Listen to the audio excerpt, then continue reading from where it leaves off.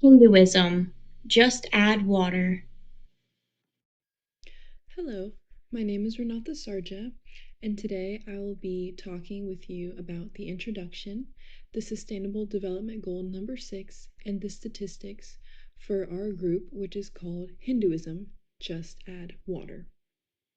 Now, our primary focus is talking about the relation and the global concern in regards to the accessibility of clean water and sanitation within our Tampa Bay community and the religion, primarily focusing on Hinduism and as well as the concern in relation to the state of Florida.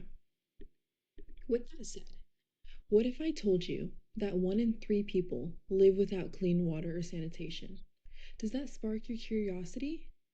Now, as aforementioned, there is a global concern in regards to the accessibility of clean water, and Sustainable Development Goal number 6 was created to primarily focus on the access and availability of clean water and sanitation for all humans. As aforementioned, our group targets Sustainable Development Goal number 6, which is to ensure the availability and sustainable management of water and sanitation for all. Now, we believe that access to water, sanitation, and hygiene is a human right, but due to the constant changes and the lack of conservation efforts, our clean waters are just diminishing, which then cause people to suffer from a lack of clean water, and it caused the disease rates and the death rates to also increase because of the polluted waters that just disrupts our sanitation needs, and it just causes hygiene related issues.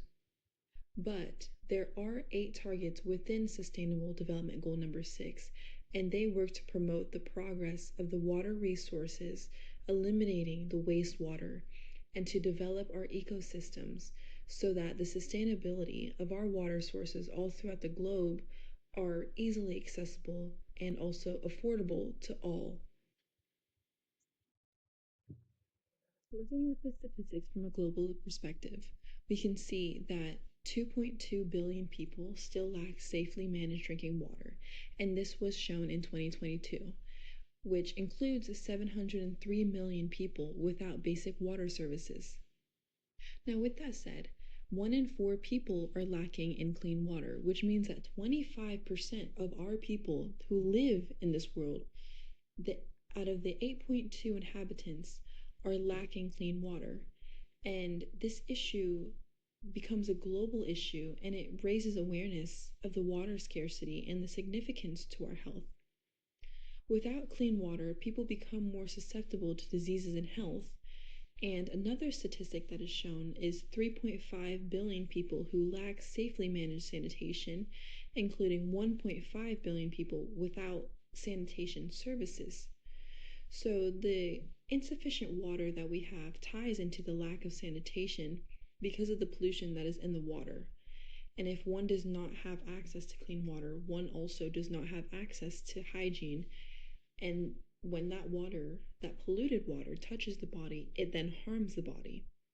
And lastly, more than 1 million people die each year just because they do not have sufficient water, sanitation, or cannot have proper hygiene due to their lack of water, due to their lack of water resources within their area all throughout the globe. Water holds a sacred place in Hinduism, not just as a vital element of life, but as a profound spiritual force. It represents purity, renewal, and transformation, playing a key role in the Hindu beliefs and practices. From birth to death, water signifies life's cyclical nature, closely tied to the Hindu principle of reincarnation.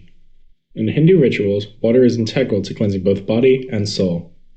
Daily ablutions, offerings, and sacred ceremonies use water to wash away sins and to purify the spirit, paving the way for spiritual growth and enlightenment. The Ganges River, considered to be the earthly form of the goddess Ganga, epitomizes this sanctity. A single dip in its waters is believed to cleanse negative karma and aid in achieving moksha, or liberation from the cycle of rebirth. Other rivers like Yamuna and the Sarasvati also hold immense spiritual significance, drawing pilgrims seeking purification and divine blessings. Beyond rituals, water plays a crucial role in temple practices, where it is used to purify idols, surroundings, and devotees before worship.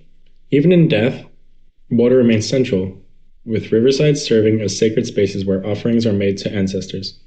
These practices demonstrate water's dual role as both a purifier and a connector between generations, ensuring harmony in the spiritual and mortal realms. Some steep reverence for water aligns with the modern goals of sustainability, particularly the United Nations Sustainable Development Goal 6, which advocates for universal access to clean water and sanitation. Hindu teachings urge the preservation and purity of water sources, fostering environmental stewardship as a religious duty. Many Hindu communities actively work to protect rivers and minimize pollution, blending spiritual values with practical actions to address water challenges. In essence, Hinduism elevates water beyond its physical properties, viewing it as a sacred element that sustains life and spirituality. This reverence inspires a collective responsibility to protect and cherish water, not only for religious reasons, but for the well-being of all humanity. By aligning these beliefs with sustainability efforts, Hindu communities have the potential to contribute significantly to global water issues. Through this sacred connection, water becomes a bridge between faith and action, ensuring its preservation for generations to come. As we switch to the historical context of water quality in Florida, it shows for centuries Florida's water quality has been shaped by the environment and human actions.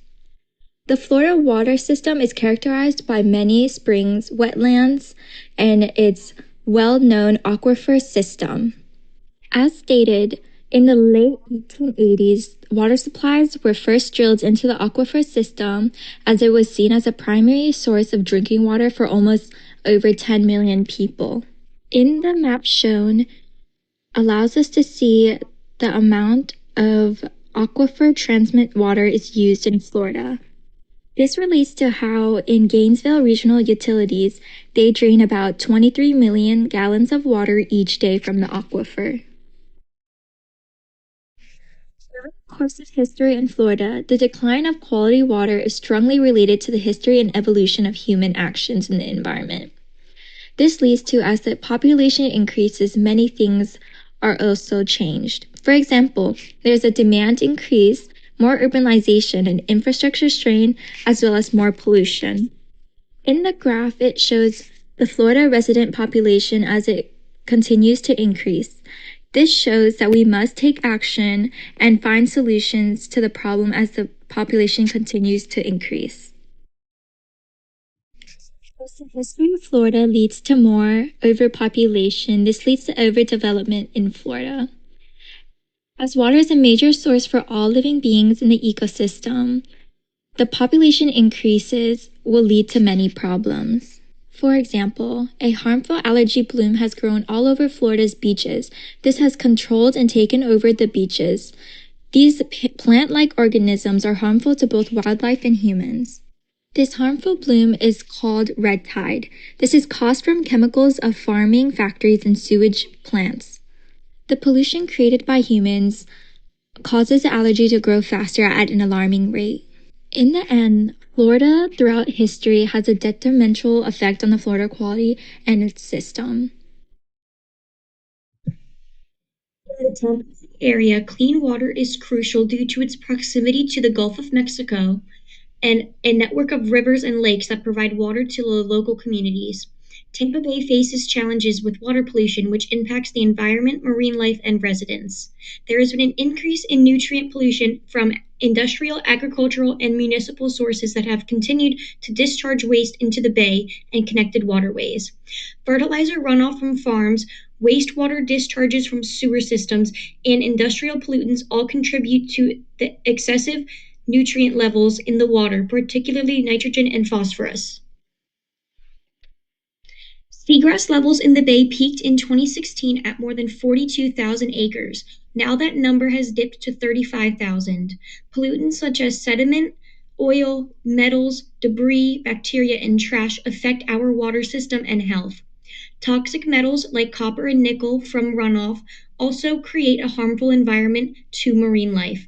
Along with that, there is an increase in development around Tampa Bay that has led to more roads and parking lots, which overall increases the volume of stormwater runoff. Leaked oil from vehicles adds pollution to the water, forming slick that can cause harm to marine, wildlife, and ecosystems.